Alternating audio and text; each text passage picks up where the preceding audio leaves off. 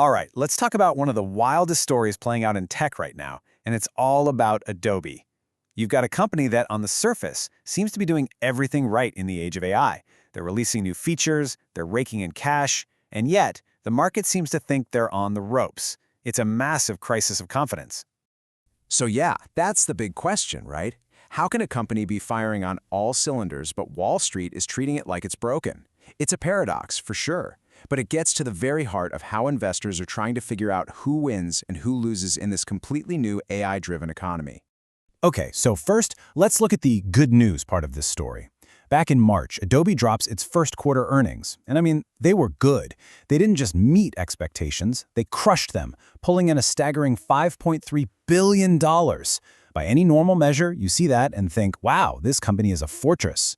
But what did the market do? It completely freaked out. The stock just plummets, down more than 7% almost instantly. Let that sink in for a second. They post fantastic revenue numbers, and investors just start dumping the stock. The good news was treated as bad news, literally overnight. And just when you think it can't get any weirder, bam, the other shoe drops. Shantanu Narayan. I mean, this guy is a legend. He's the CEO who steered Adobe for over 16 years, turning it into the subscription giant we all know today. And he announces he's stepping down. So to recap, great earnings, a tanking stock, and now the CEO is heading for the exit. You have to be asking, what on earth is going on here? To really get this, we've got to look at it from two totally different angles. First, let's dive into the bull case, the optimistic view. This is the argument that says Adobe isn't just surviving this AI tidal wave, they're actually building a fortress that's designed to be untouchable. And look, this isn't some random throw spaghetti at the wall plan. It's a really deliberate three-part strategy. It all comes down to safety, seamless integration into the tools we all use, and something you might not expect, a kind of open-door policy. Let's break these down. First up, what some are calling the safety mode. And honestly, this is their secret weapon for big business. See, their AI model Firefly is trained on stuff they own, their massive stock library and public domain images. Why does that matter? Well, if you're a giant company like a Coca-Cola or a Nike, you can use their AI tools to create whatever you want and not have to worry, not for a second, about getting hit with a massive copyright lawsuit. For corporate legal teams, that peace of mind is everything. Second, and this is so key, is integration.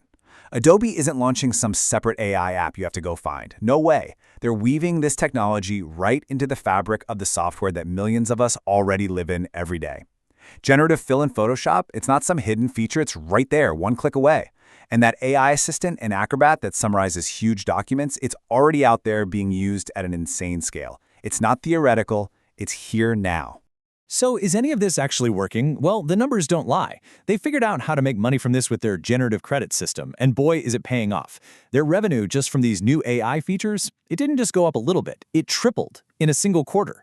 So from this angle, the strategy is solid, and they are absolutely cashing in. Okay, so if all of that is true, if the strategy is working and the money is rolling in, why is Wall Street panicking? This brings us to the other side of the coin, the bear case. This is the dark, pessimistic argument that says, yeah, that fortress Adobe is building, the walls might actually be crumbling from the outside in. This fear really boils down to two huge, kind of terrifying threats. First, you got the Canva effect. What happens when AI gets so good and so easy to use that a small business doesn't need to hire a professional designer with professional tools anymore? And then there's the big one, Sora 2.0. What happens when AI can generate video that's so good you don't even need a complex tool like Premiere Pro to edit it?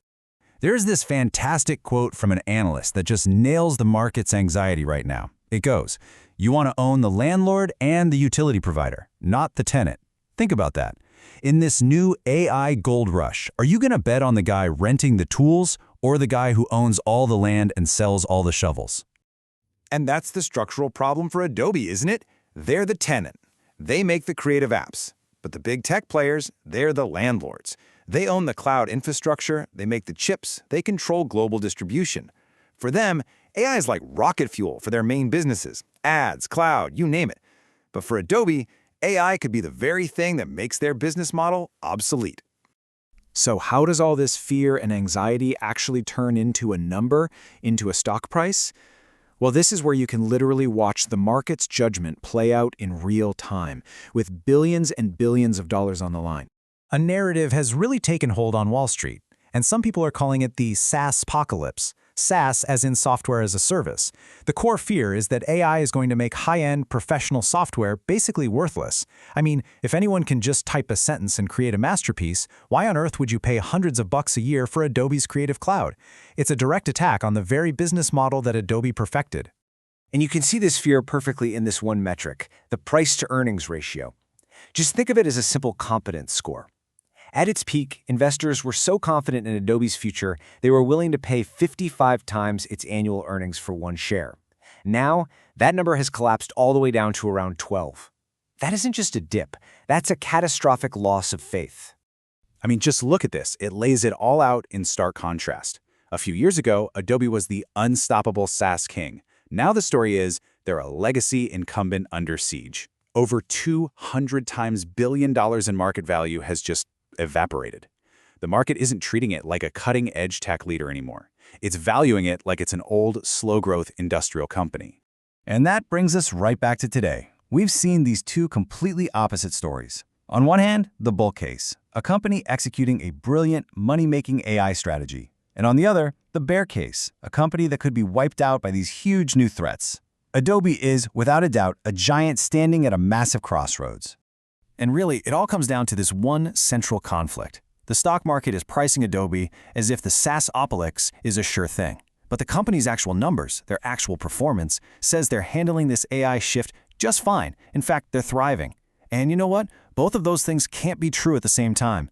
Somebody here is very, very wrong. And so that leaves us with the big, multi-billion-dollar question, doesn't it? Is Adobe a historic bargain right now, or is it a classic value trap? If you're a believer, if you think that safety moat and their deep ties to professionals will win out, then the stock looks incredibly cheap. But if you think AI is about to make their core products irrelevant, then it's a trap.